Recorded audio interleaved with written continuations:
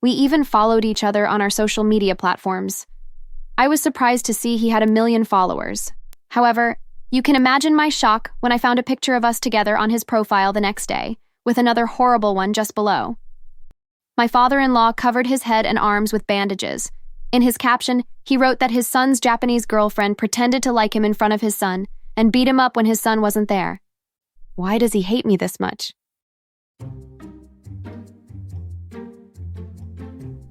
My name is Akari. I work as the manager at a popular hotel, and I'm 26 years old. I'm an Asian woman from Japan. Kenneth and I became friends after a company meeting. Our friendship lasted for 6 months before we confessed our feelings to each other. Things were going smoothly until he introduced me to his parents after engaging me.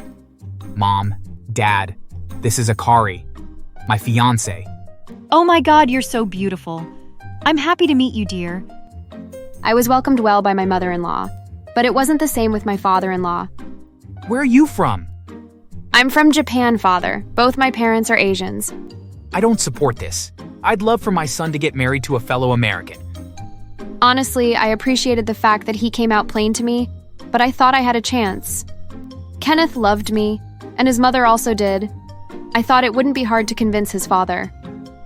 Don't leave yet, dear. Let me prepare dinner quickly. I'd love you to join us. I was happy when she asked me to have dinner, and I agreed. However, when she asked her husband for some money to get things to prepare dinner with, he flared up. Where do you expect me to get money from? I have no money. Kenneth eventually gave his mother some money, and she left for the grocery store. Kenneth excused himself to go get water. While I remained in the living room with his father, we were both silent. His phone suddenly rang. He hurriedly picked it up as soon as he grabbed the phone.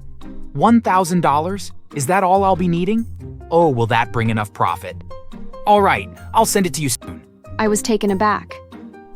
The same man who'd just told his wife that he had no money was the one about to send $1,000 to someone. When Kenneth walked back into the living room, he put on a pitiful expression.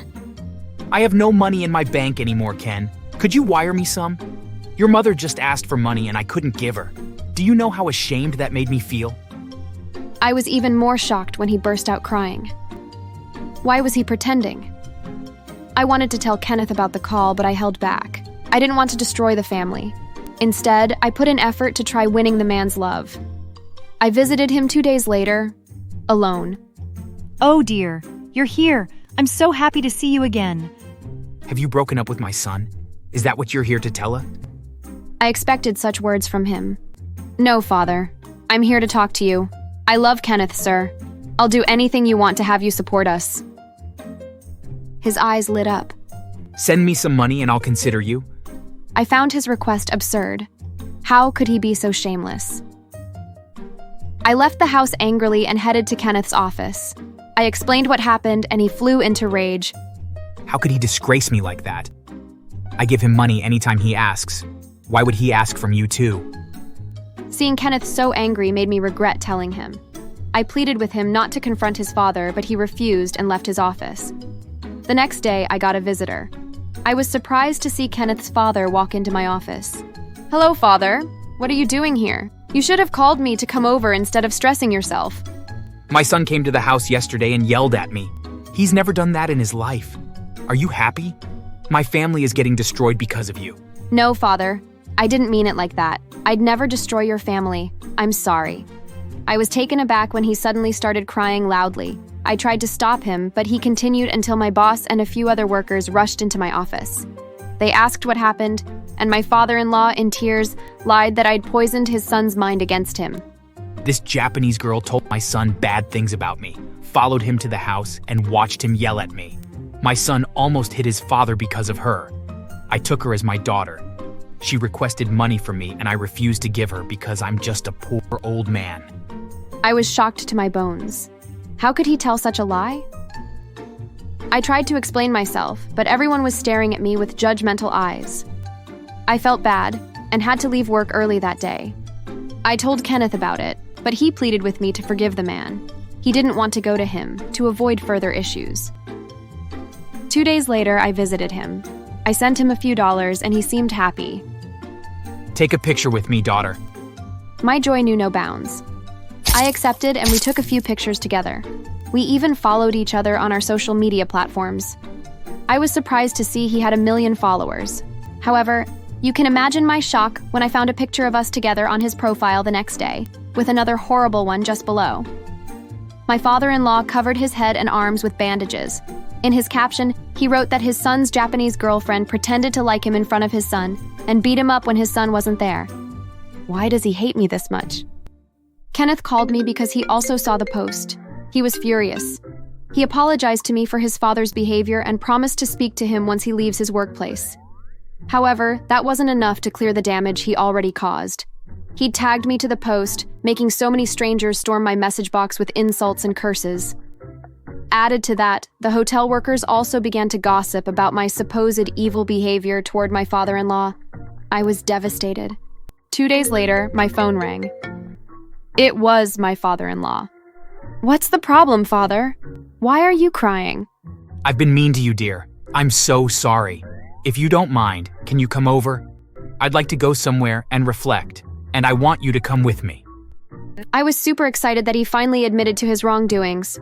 I left everything I had to do and rushed out, driving as fast as I could to the house. He offered to drive and we left. He drove me to a popular place filled with high mountains. Let's go up there. I'm sorry, Father. I have a phobia for height. I can't go with you. Come on, dear. While I reflect, you can also try getting rid of your phobia. It's almost a new year. We should leave everything we don't like behind us. I reasoned with his words and agreed to go with him. I was extremely scared, but I managed to climb all the way to the top with him. However, once we got to the top, my father-in-law suddenly burst into loud laughter. I'm going to leave you here, you Japanese. I hope you fall to your death. Father, I'm scared. Don't leave me, please. He ignored my pleas and went down the mountain without me. I was stuck there, fidgeting in fear and screaming at the top of my voice for someone to help me. It wasn't until after an hour before a couple who came up finally helped me. I fainted once we got down and had to be rushed to the hospital. Apparently, he knew about my phobia from an old post I made and used it against me. I'm sorry, Ken, but I can't forgive your father this time. I do not wish to ever see him again. Ken supported me, as he was also angered and disappointed. He promised to relocate with me to a faraway country after our wedding, but that wasn't enough for me. I needed to get back at him. I knew he also had a rare phobia for scented things. I visited him while he was alone, wearing a strong perfume. The moment I walked in, he got hit by a seizure. I went to him and held him close to myself, screaming for help. When he fainted, I called Ken, fake crying. The seizure affected his brain greatly. I'm afraid he won't be able to speak or move for a while. I cried the most. Was I blamed? No. They thought I didn't know about his phobia and had to even comfort me.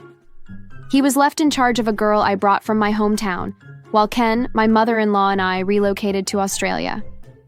I did ask the girl to have the fun of her life and not worry about him.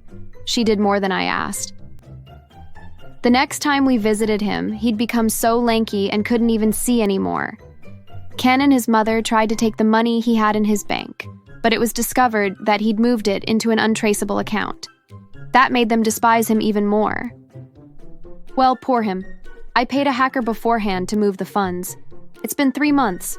The hacker and I have shared his $30,000 and my father-in-law's on his deathbed, unable to deny the claims of him transferring the money and having to cope with the fact that his Japanese daughter-in-law is pregnant for his son.